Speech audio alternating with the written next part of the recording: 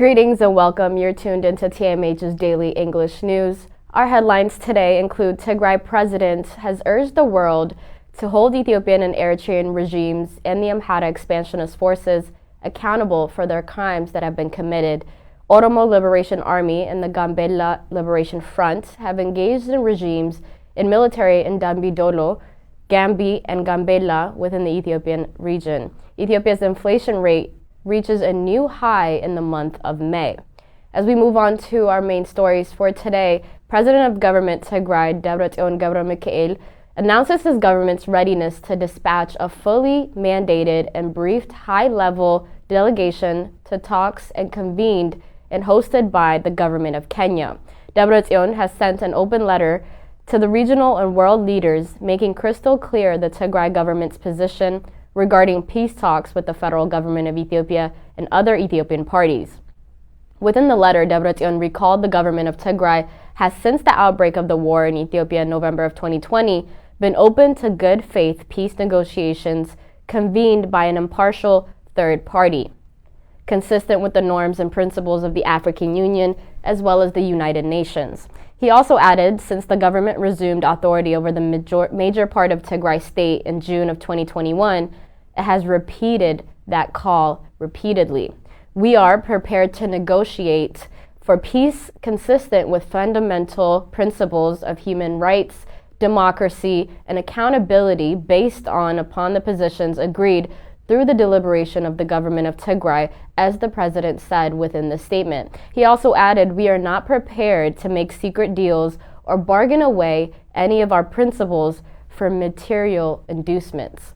Debretsion noted that the silence of the African Union over the war and the atrocities perpetrated by the forces ranged against was a betrayal of the foundational principles of what the African Union stands for. He said, in the considered view of the people and the government of Tigray, the leadership of African Union Commission has yet to redeem its failures and restore our trust.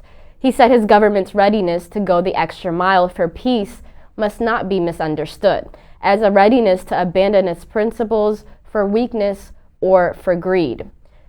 We received the high representatives of the AU chairperson in Tigray on the basis of the African principles of hospitality, respect for an elder, and respect for the institution of the African Union.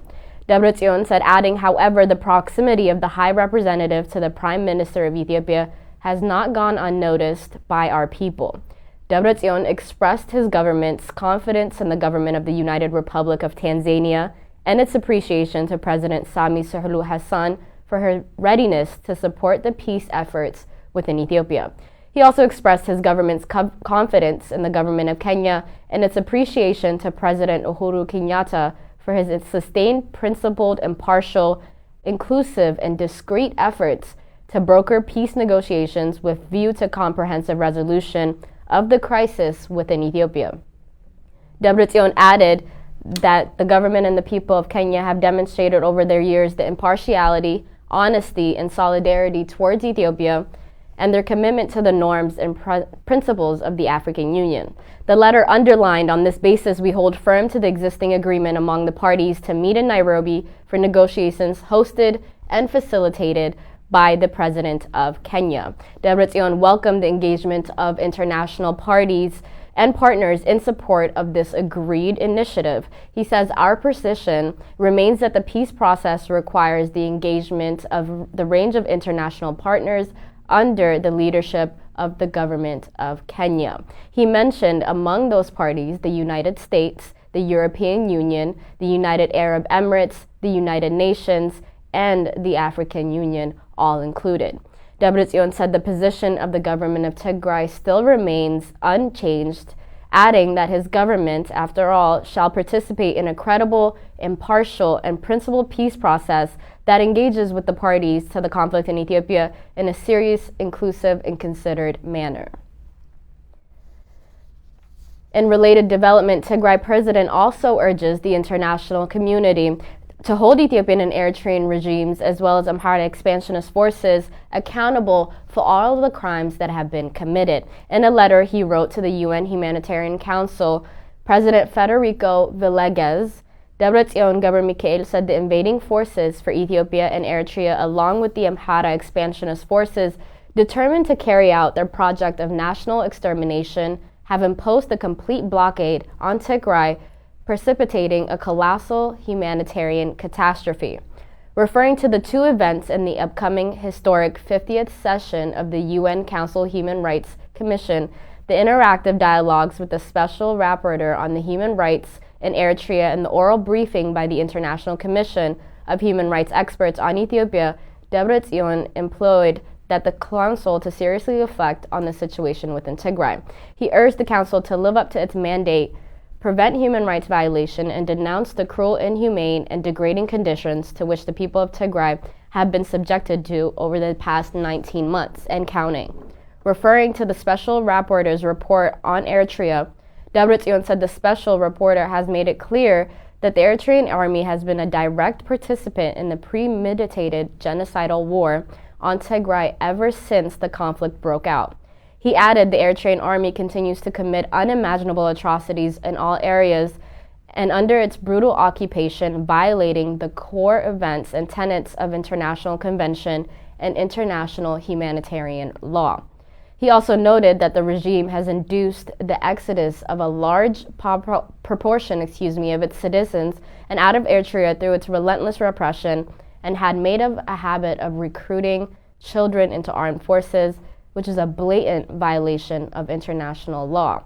The president of Tigray echoed the Special Rapporteur's concern that the increased militarization of Eritrea, in particular its indefinite conscription of the population for yet another devastating war, should be addressed before it's far too late. Debretsion criticized the international community for failing to pay adequate attention to the Eritrean regime's domestic repression and habit of exporting its destabilized, repressive brand of authoritarianism across the Horn of Africa, emboldening the regime's ramp up its destabilizing activities.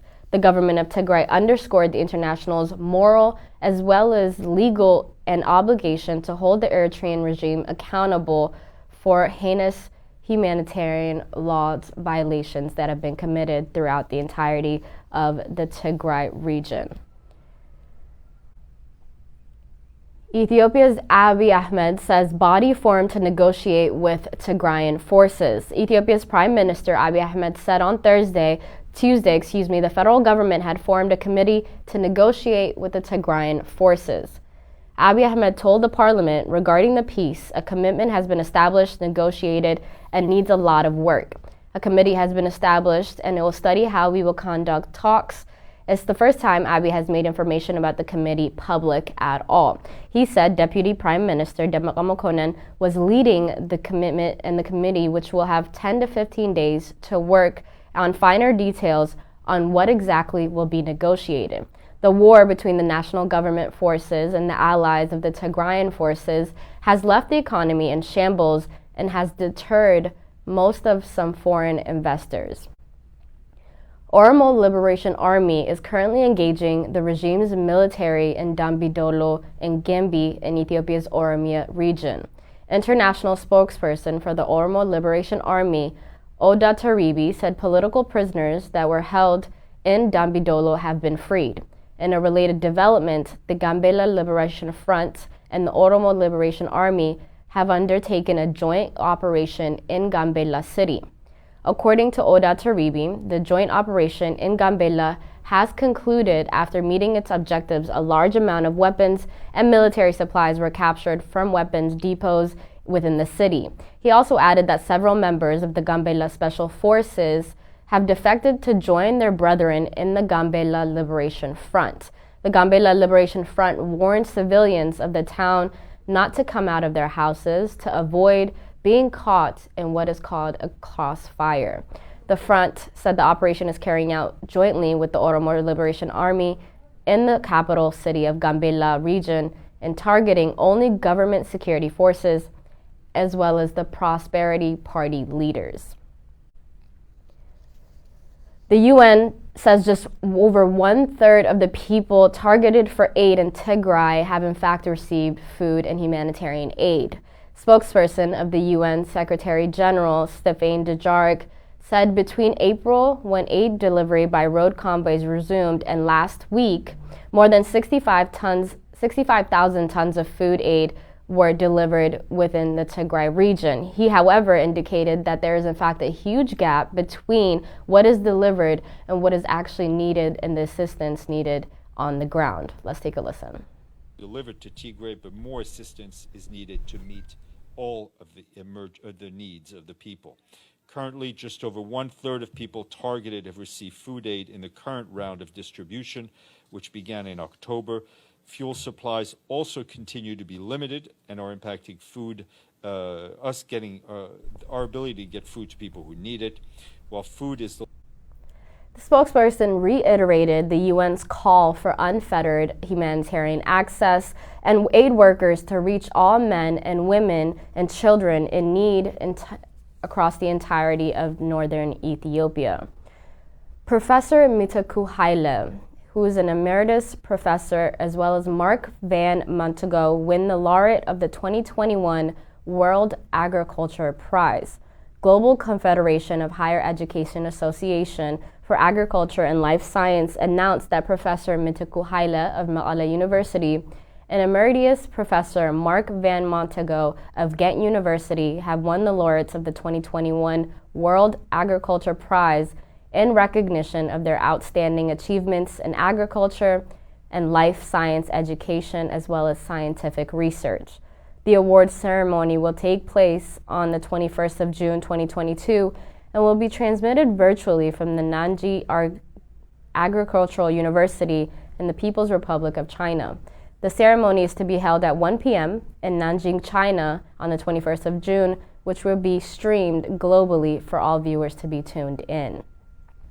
Ethiopia's inflation rate has currently reached an all-time high within this month of May. Ethiopia's inflation rate rose to another record high of 37.2% in May, up from 36.6% in April, and according to the latest data released by Ethiopia's Central Statistical Agency on Saturday, the inflation rate is already the highest in more than a decade in the Eastern African country.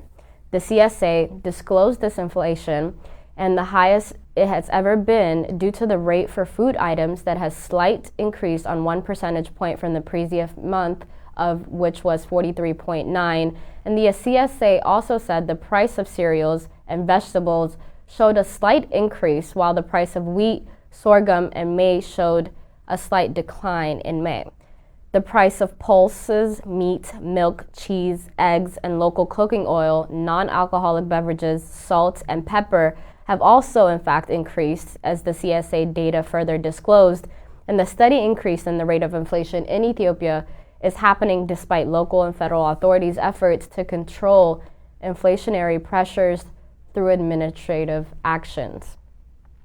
This ongoing conflict in various parts of Ethiopia have in fact largely contributed to this ongoing deterioration of Ethiopia as country in the economy.